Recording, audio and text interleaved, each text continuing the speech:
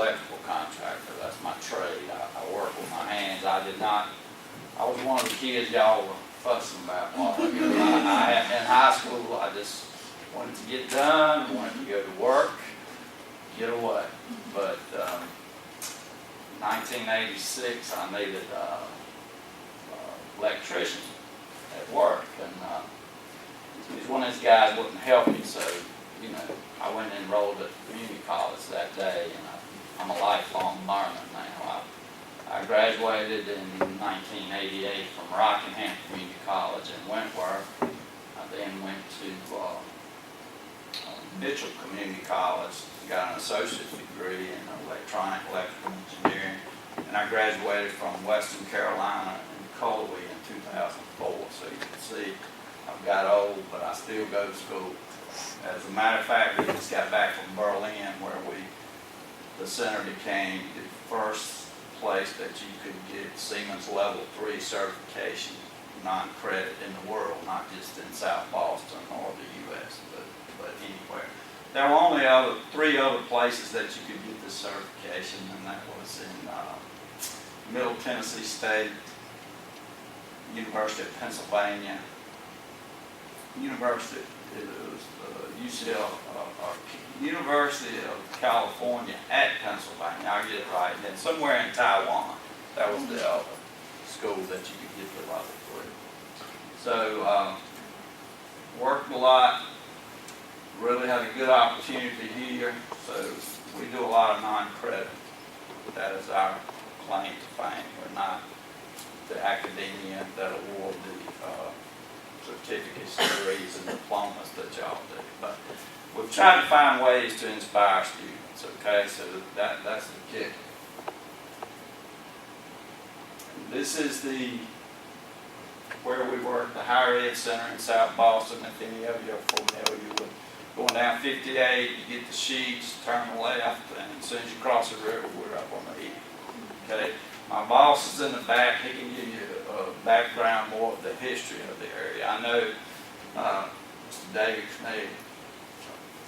But anyway, the building we're in was old tobacco. It was called a bag factory. That's where they sewed the bags together that they put tobacco in the pouches. So like if you see the old Western, they pull a little string. That's what was done in our building. And he can describe how it was in the beginning. One quick note to help you. I heard y'all talking about the cell phone and the cell phone ring. One thing I used at the community college, which I taught there for 20 years, I'd always get an old tore up cell phone. And you go through the syllabus and you tell them, you can't use a cell phone in class, just put it up. So I will lay that bad cell phone out and we take a break in a community college. I know classrooms are different, but come back in, I go, whose cell phone is this? And everybody's looking. I take a rubber mallet and I just beat it on. And then students go, they don't want to tear your phone. So it works for about 8 weeks till they figure out that it wasn't somebody's cell phone. So that's my background. I grew up on a tobacco farm up here at Cascade, so I've been in this area my whole life.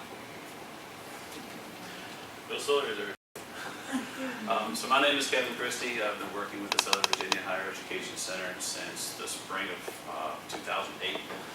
Originally from Seattle, Washington, where I graduated high school in 1997.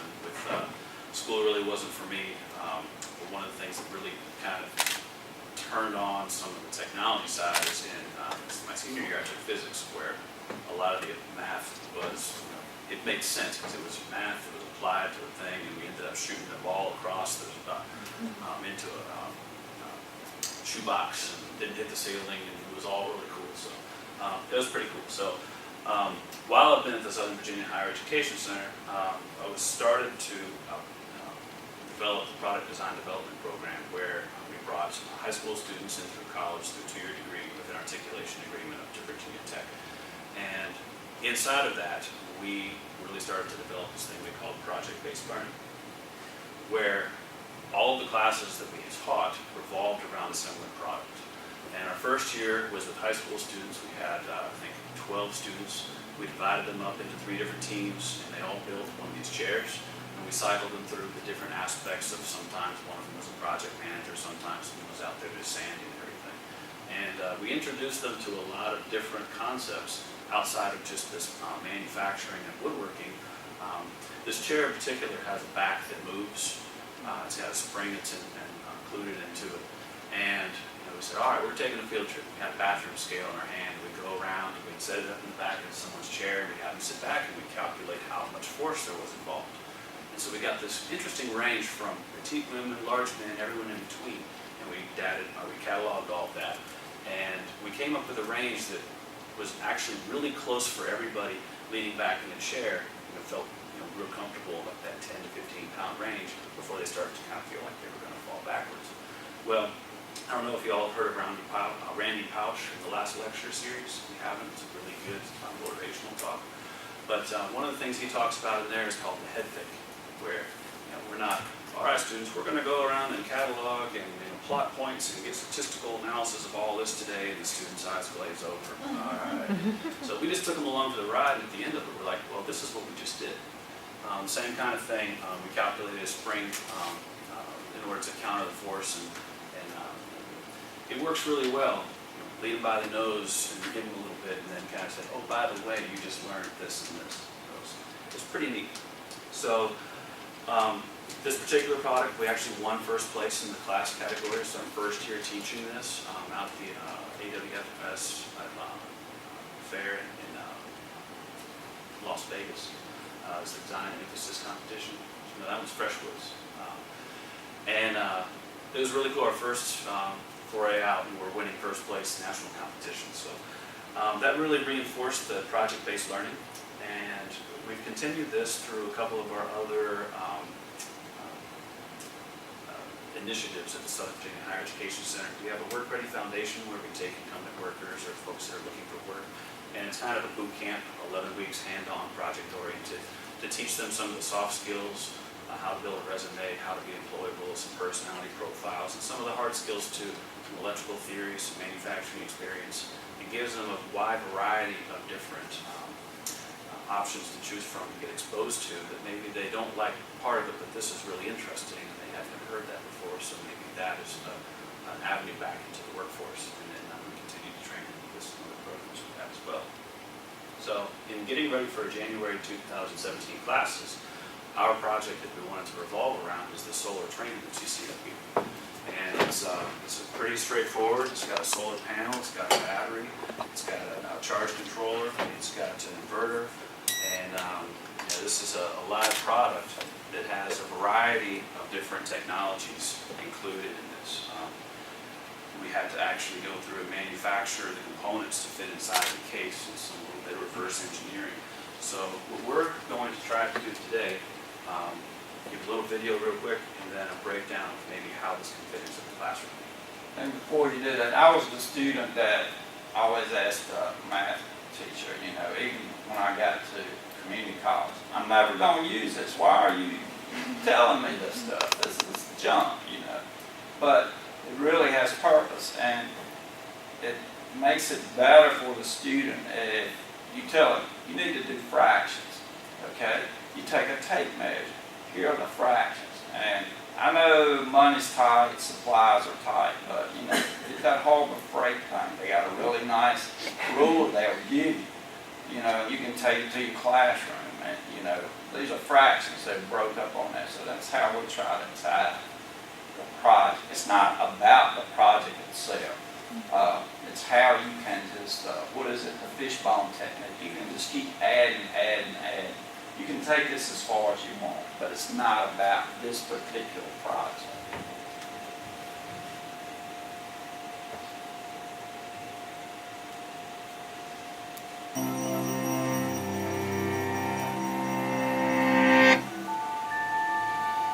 The Earth intercepts a lot of solar power, 173,000 terawatts. That's 10,000 times more power than the planet's population uses. So is it possible that one day the world could be completely reliant on solar energy? To answer that question, we first need to examine how solar panels convert solar energy to electrical energy. Solar panels are made up of smaller units called solar cells. The most common solar cells are made from silicon, a semiconductor that is the second most abundant element on Earth. In a solar cell, crystalline silicon is sandwiched between conductive layers. Each silicon atom is connected to its neighbors by 4 strong bonds, which keep the electrons in place so no current can flow. Here's the key. A silicon solar cell uses 2 different layers of silicon. An N-type silicon has extra electrons, and P-type silicon has extra spaces for electrons, called holes. Where the 2 types of silicon meet, electrons can wander across the p-n junction, leaving a positive charge on one side and creating negative charge on the other. You can think of light as the flow of tiny particles called photons shooting out from the sun. When one of these photons strikes the silicon cell with enough energy, it can knock an electron from its bond, leaving a hole. The negatively charged electron and location of the positively charged hole are now free to move around. But because of the electric field at the p-n junction, they'll only go one way. The electron is drawn to the N side, while the hole is drawn to the P side. The mobile electrons are collected by thin metal fingers at the top of the cell. From there, they flow through an external circuit, doing electrical work like powering a light bulb, before returning through the conductive aluminum sheet on the back. Each silicon cell only puts out half a volt, but you can string them together in modules to get more power. 12 photovoltaic cells are enough to charge a cell phone, while it takes many modules to power an entire house. Electrons are the only moving parts in a solar cell, and they all go back where they came from. There's nothing to get worn out or used up, so solar cells can last for decades. So what's stopping us from being completely reliant on solar power? There are political factors at play, not to mention businesses that lobby to maintain the status quo. But for now, let's focus on the physical and logistical challenges. And the most obvious of those is that solar energy is unevenly distributed across the planet. Some areas are sunnier than others. It's also inconsistent. Less solar energy is available on cloudy days or at night. So a total reliance would require efficient ways to get electricity from sunny spots to cloudy ones, and effective storage of energy. The efficiency of the cell itself is a challenge too. If sunlight is reflected instead of absorbed, or if dislodged electrons fall back into a hole before going through the circuit, that photon's energy is lost. The most efficient solar cell yet still only converts 46% of the available sunlight to electricity, and most commercial systems are currently 15 to 20% efficient. In spite of these limitations, it actually would be possible to power the entire world with today's solar technology. We'd need the funding to build the infrastructure and a good deal of space. Estimates range from tens to hundreds of thousands of square miles. Which seems like a lot, but the Sahara Desert alone is over 3 million square miles in area. Meanwhile, solar cells are getting better, cheaper, and are competing with electricity from the grid. And innovations like floating solar farms may change the landscape entirely. Thought experiments aside, there's the fact that over 1 billion people don't have access to a reliable electric grid, especially in developing countries, many of which are sunny. So in places like that, solar energy is already much cheaper and safer than available alternatives like kerosene. For, say, Finland or Seattle, though, effective solar energy may still be a little way off.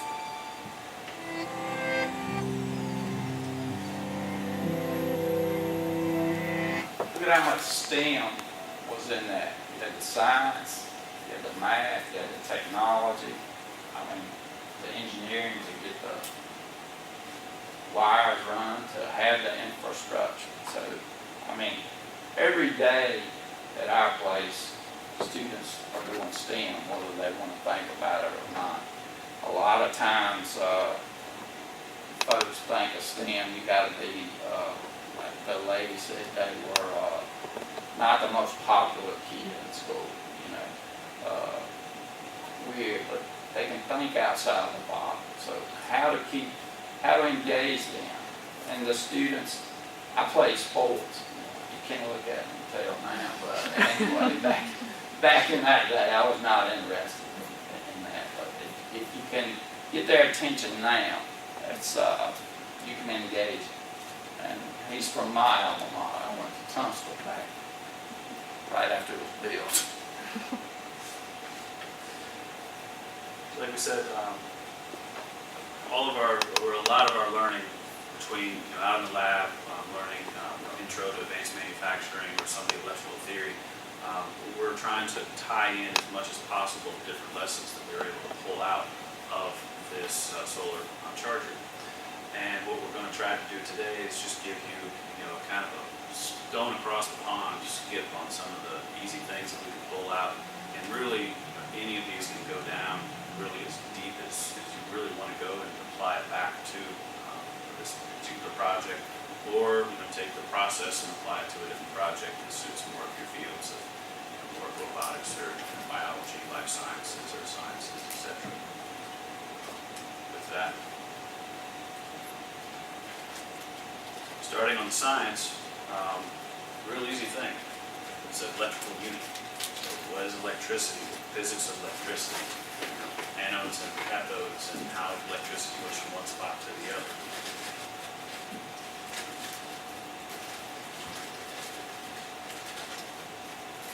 And then how it takes the sun. I mean, you can just keep tying the science of how it converts. I looked at the protons, the neutrons, the electrons. It made me want to wish I had paid attention to Miss House's science class back in the 9th grade. It would have really helped me. I'm actually a solar installer. I earned my solar certification also at NC State. It's not real popular in our area right now, but we're working on it. It's getting there. A colleague I work with out in the Southwest in Abington, Virginia, he's installed more residential solar than anybody in the state of Virginia. Over in Reedsville, there's a facility I have to install 100 K system on the roof of Plastics Revolution. So hopefully it'll come to Danville, especially if I saw last week somebody just purchased the new solar farm that they hadn't built yet, but somebody else has bought it already. So the city's going to get the power from that.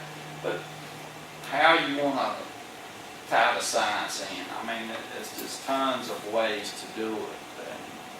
And that's the freedom you have. And you can find the information to help you do this. We can come and help you. Whatever you need to make your students at least appear to pay attention. I know it's hard. And to touch on another one inside of science, you've got the chemistry, you've got the construction, the container. You can start to talk about manufacturing techniques. How do they actually, build that container at quantity for a price point that makes batteries affordable and rechargeable and disposable. The inside of a battery, how does it actually, what's the inside composed of, the layers in order to start to produce this electricity, and then some of the chemical reactions that happen going on to your alkaline batteries, your NiCad, your nickel metal hydride, some of your lithium polymer and lithium ion batteries, your classic car battery. All of these different chemistries react differently and they're used for different purposes. Some of them are longer lasting without being used for smoke detectors and other things that are more kind of safety oriented. And some are meant to be drained and refilled, drained and refilled. All the science and everything that goes back behind that is very, very fascinating.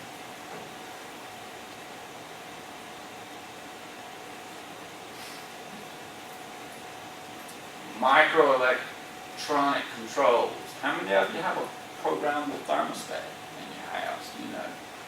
That's a microcontroller. The one you can control stuff with your phone. You can turn the lights on.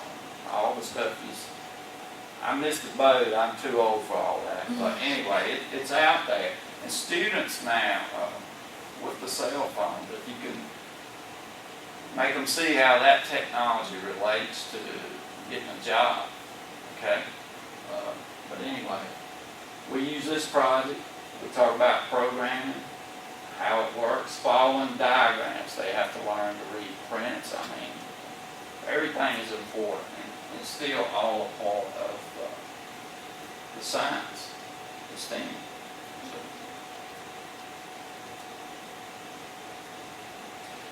So other electrical sources that are around, apart from talking about the efficiency of solar panels versus a cloudy day, in the southern U.S. or the northern U.S., not only do we have that here, we have hydroelectric power. How is that possibly similar? How does it contrast? Are they compatible with each other? Some of the other renewable energy, biomass, wind energy, and some of the kind of more traditional entrenched, the fossil fuels, the coals, nuclear, natural gas. Inside of those, a lot of them have a similar type of technology. Nuclear and coal, fossil fuel, possibly with some solar, all rely on trying to heat water up and make steam to turn turbines in order to create electricity. Talk about trains and how they operate, same kind of thing. Some kind of power source that's turning the generator to make electricity in order to do work, whether it's lighting a light bulb or moving product across the U.S. The hydro, we got that here in Danville at used to be the Smurf Bridge. I don't know what they call it now, but y'all see the big dam there.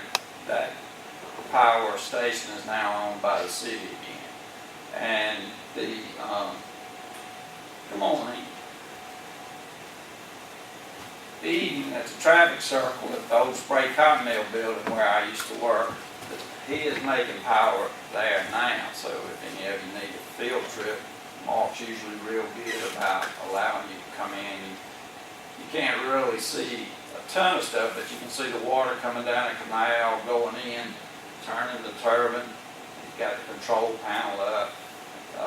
It's a 1938 GE, still operating. It's sitting there running. So he's making power. That's how he pays for stuff. But the old building, nothing's going on inside the building, but he's still making power there. Some of the other technology that you can pull from this is really heavy in my background, talking about design and CAD, CAM, CNC. It's really this advanced manufacturing, how to drive computers and robots to make parts. CAD, computer-aided design, CAD or CAM, computer-aided manufacturing, and CNC. And these three things really allow us to take a product through the design phase into manufacturing, be able to make a lot of them identical with tight tolerances. And again, just like talking about making the case for a battery, it brings the price down. So part of the things that we did in here, you can see that fully designed the inside of this unit with all the different components to make sure that it's able to fit within the case we provided. All that was based upon the size of the solar panels that we had available to us. So this is actually run on one of our 3-axis routers. So inside of this, we can talk about some of the manufacturing techniques, tool geometry, feeds and speeds, what material you're cutting, the relationship between those. We have a sheet of 4x8 plywood. How many of these can we get out of one sheet? So we can do the basic math, the length times the width divided by the overall size, and start to get some stuff that can even compare back to, I got a project at home, and I need to cut a bunch of little things out, and I need to know how much, to go to a big box store and pick up one sheet of plywood, 15 sheets of plywood, etc. We're going to touch on this later. I'd like you to kind of remember this slide down at the bottom. This is actually a computer simulation of these parts that are run.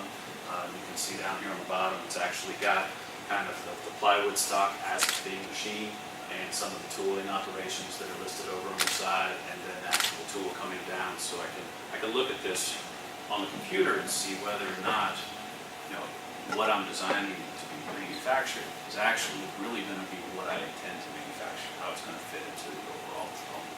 And you can notice the top plate had a lot of holes in it, right? So they got to know where these holes are. It's just not random. It has to match to fit in the case. Everything has to be assembled. They have to do some measurement. So, they see it. It's real. This is what it is. Not just the teacher telling me I got to know something. As Natasha said earlier, trying to classify some of these talks, they don't really fit really well into one spot. So This we're going to talk a little bit more in detail when we get into more of the math side of STEM.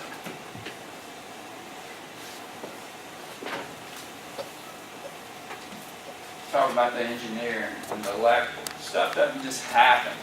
You know, the National Electrical Code, state of Virginia, is still on the 2011, so it governs the wiring of everything. Your house, this building, you know, everything is done by that. We talk about wire gauge. We talk about following a diagram. This is kind of a pictorial, but also it has the electrical connections. They learn to follow those. You can engage it. Some people will take off on the electrical part. Some people really enjoy the woodworking part. So just there's enough there to engage everybody. You know, whatever pathway you can make it work in your class. Not about this particular solar charge, but about any project you could come up with. How the subject you're teaching would relate to something that's real to me. You know, I had instructors or professors that had to spend time. You know, I was like, man, when is this going to be over? Just let me out of here. But the ones that could show me how stuff worked and how it related to something I was going to need out in the real world, that's where my inspiration was. One little side note, I won't take up time, but I ran into a former student over here at Walmart last Saturday. He like to broke my hand, hugged me, and shaking my hand. You know, he's now an engineer for Honda Jet, and he was just a regular, not top of the line, not a bottom student, but he just was just there. And he said, "I'm an engineer now. I owe it all to you." He was introducing me to his fiance and picking me up and introducing me, shaking my wife's hand. That was the part that is really good. That's the part that's good for me. And but he said, you know, I'm a low engineer, but I'm an engineer. So he was really proud. So it all goes back trying to share knowledge. I done got old now, so I can share. I've seen a lot of stuff, so I can share it with students. And if y'all can do the same and put it into context with something that they can put their hands on, that's what makes them remember. And, you know, we got wiring, following that schematic. You can go whichever way. You can talk about color codes. You can talk about we cut the wire, we strip the wire. You know, why you do these things. You know, terminal strips. It's just on and on and on that you can keep adding to ever how much time you have and how far you want to go.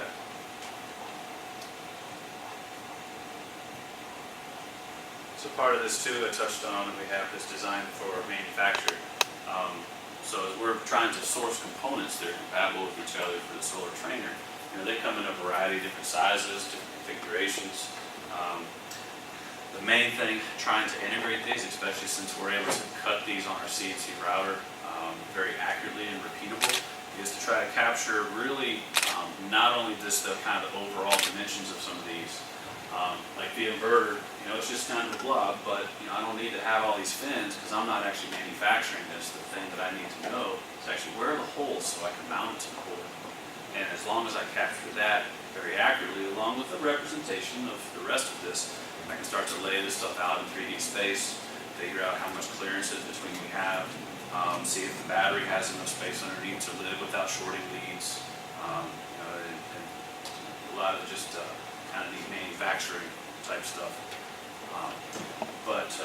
You know, along with this, you know, we can talk about some manufacturing techniques, and you can design something really cool, but you know, without the advent of some of this 3D printing technology, the classical manufacturing techniques, you can design something that's really cool, and there's no way you're going to be able to make it, or it's going to be really, really expensive to make.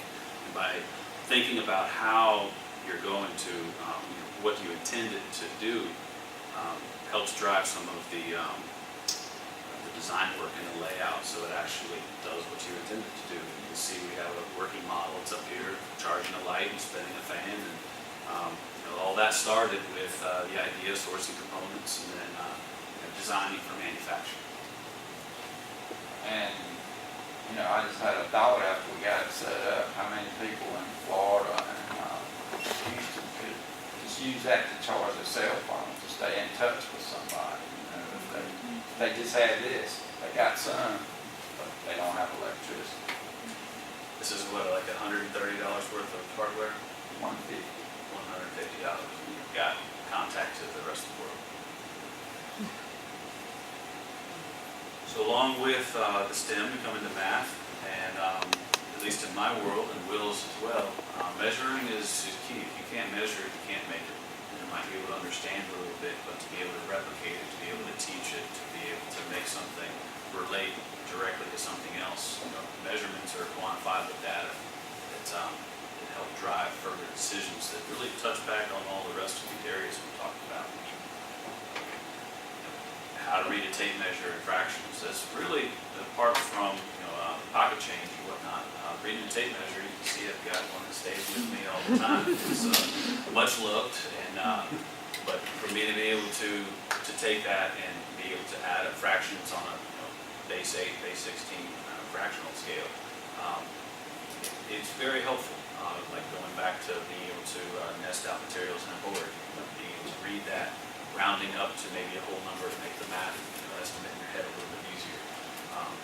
Using a dial indicator or calipers to be able to get more precise measurements for a precision fit of something that's maybe a little more stout than wood and how it interacts with each other. And then volts to meter and ammeters. In my field, if you can't read that meter, you can wind up. Does anybody know how much current it takes to actually kill a person? Yeah. 75 milliamps or 0.075 amps will actually cause your heart to go into fibrillation and quits beating. It just goes to quivering. It won't pump the blood. So, yeah, it's very important to be able to read a meter. This is making electricity. If you had this and it was a sunny day, the solar panel itself would be able to power a few lights, your computer, your cell phone. We also designed it with, I live in the country, and what usually happens, well pump quits. You don't have city water, so we also found a DC pump that we could capture rainwater, pump it so you could flush your toilet. That's usually what happens when you have no water. So we put some practicality into it, but also it was a teaching aid. So that got them excited about working on it. It's not, there again, about the project. We could come up with whatever a project, that just something tangible.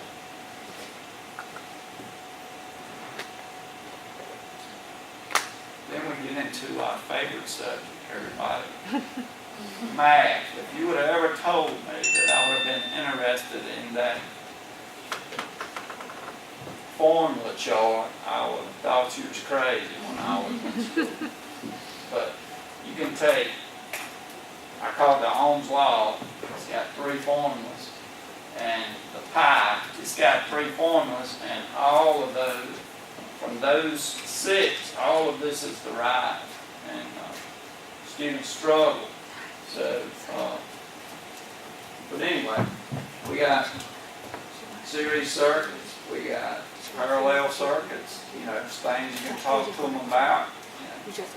What's an example of a series circuit? You can always go to your Christmas lights. When one bulb goes out, they all go out. The lights in your home, if one bulb blows, does everything go out? No, it's a parallel circuit. And then you can show them how to use the meter to measure the voltage, to measure the resistance. Then we can calculate. Everybody's looking at the new LED bulb, right? They'll say 13 watt. How did that compare to the 100 watt bulb?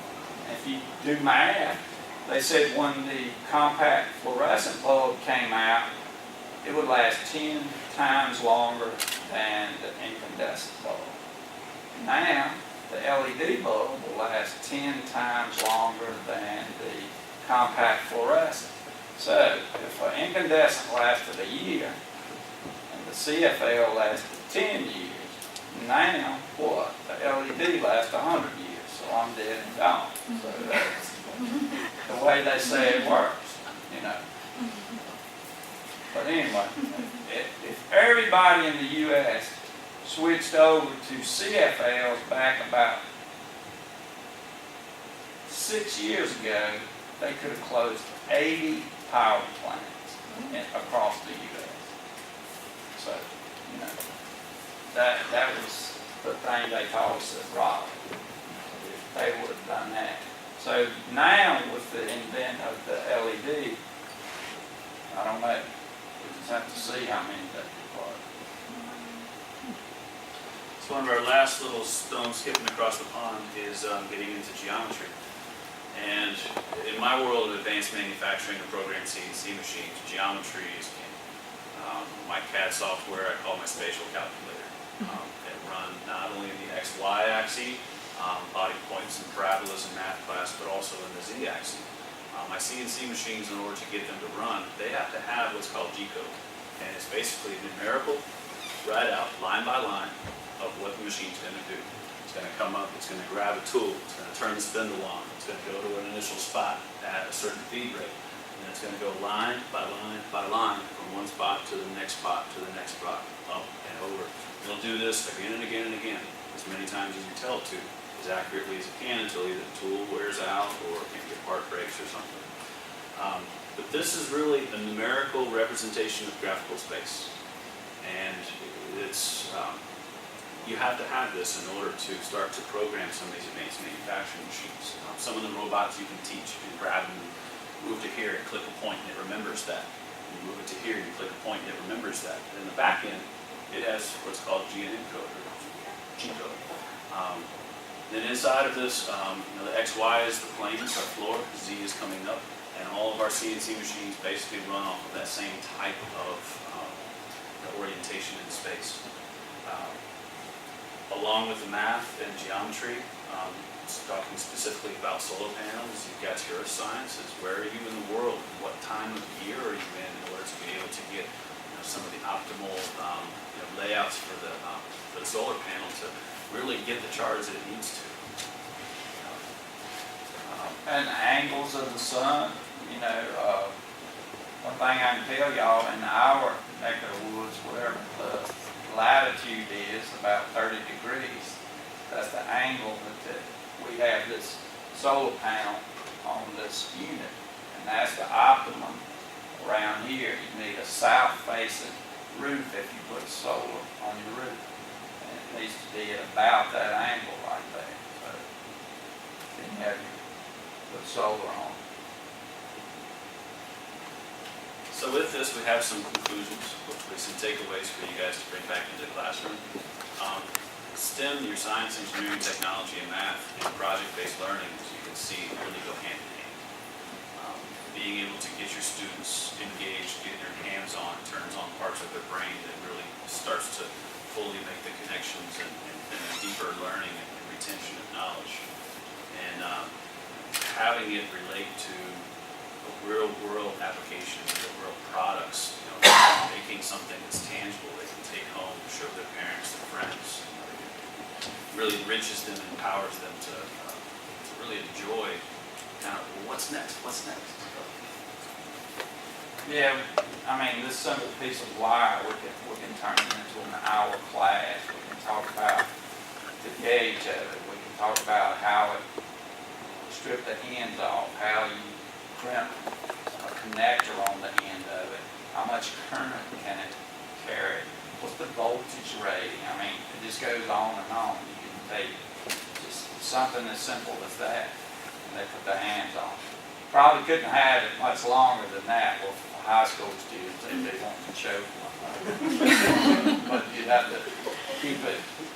But it's tons of things you can do that are not expensive, to do. But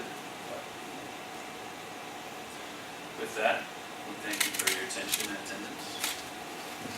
You all have our business cards, and feel free to contact us with some more information and questions if you have them.